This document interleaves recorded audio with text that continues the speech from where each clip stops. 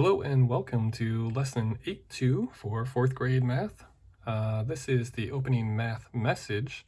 This will be a review, and you'll notice lesson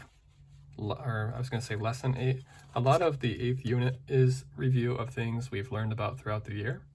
So I'm going to throw 3 quick facts at you to start this lesson, which should be able to make things a bit easier for us moving forward. So I'm going to slide this piece of paper here for a moment, and I'm going to bust out my protractor. So here's my protractor. And one of the reviews is pretty much angle measurements. I'm going to draw a line here and show you a couple of things. First, remember at the bottom of an angle, let's call this our vertex right here. This is my vertex.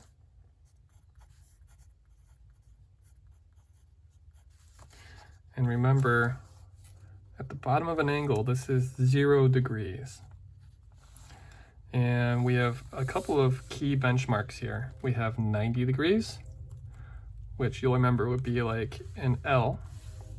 And 90 degrees, we call that a right angle. And you'll notice if we were to keep going, if we were to continue opening this angle up, we have 170, and it even goes 10 degrees further. So all the way on this side is 180 degrees. Okay, so those are 2 of our key benchmarks. Actually, 3 of them. We have 0, and then imagine this is my angle. The angle goes up. There's about 10 degrees, 20. And it'll continue to go up until you hit about 90, and that's your right angle. And if this were to continue, this angle were to continue moving on, we're now getting close to 100, 120, until we're basically at a flat line, which would be 180 degrees. So that's 2 of the benchmarks. Or did I say 3? 0, 90, 180. The third review benchmark is, do you guys remember how many degrees it takes to start at 0, go up, around, and then to create a full circle all the way back around to 0?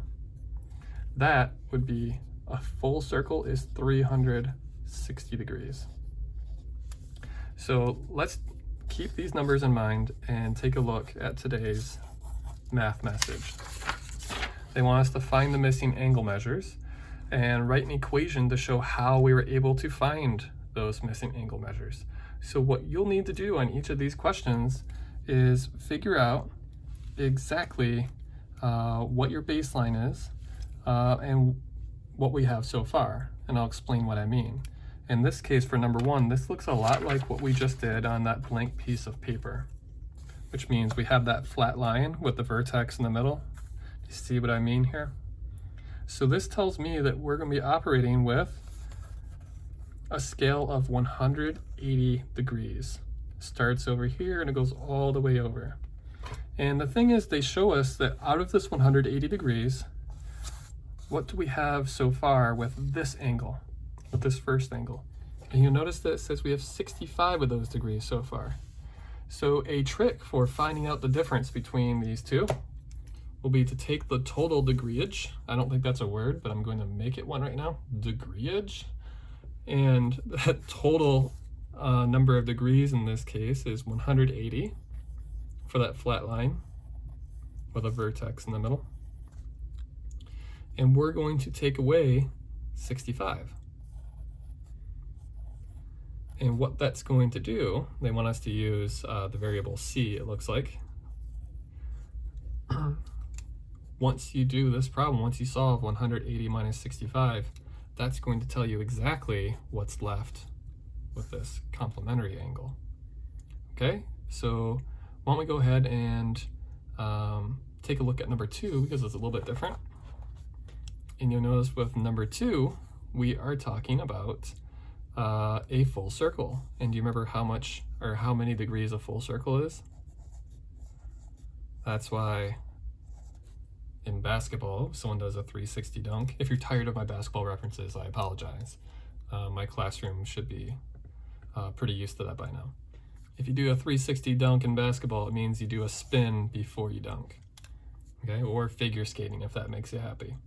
So in this case, we're starting with 360 degrees. That's our total circle. And they're telling us that we already know that this is 270 degrees, this outside part. So to find the difference, again, 360 minus 270. And can you see what variable they want us to use? What letter for the unknown? You'll see they want us to find S.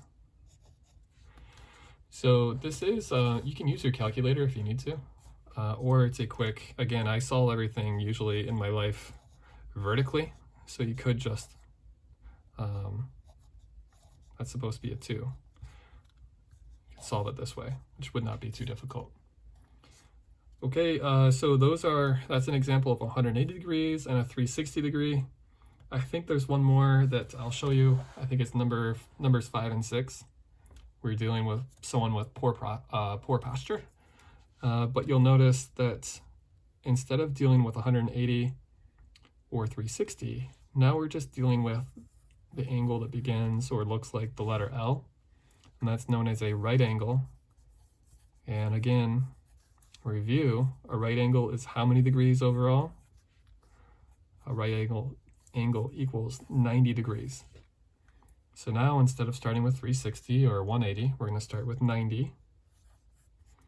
And can you identify what degree they already give us?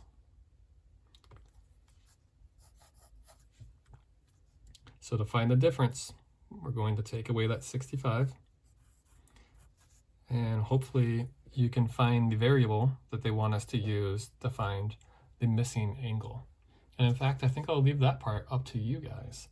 So I gave you a good jump start on 1, 2, and 5. Hopefully that helps you with 3, 4, and 6 as well. Okay, so that's part 1 in a nutshell. I will see you guys for part 2, which I think we're going to deal with peripheral vision, which is kind of exciting. Okay, I will see you then.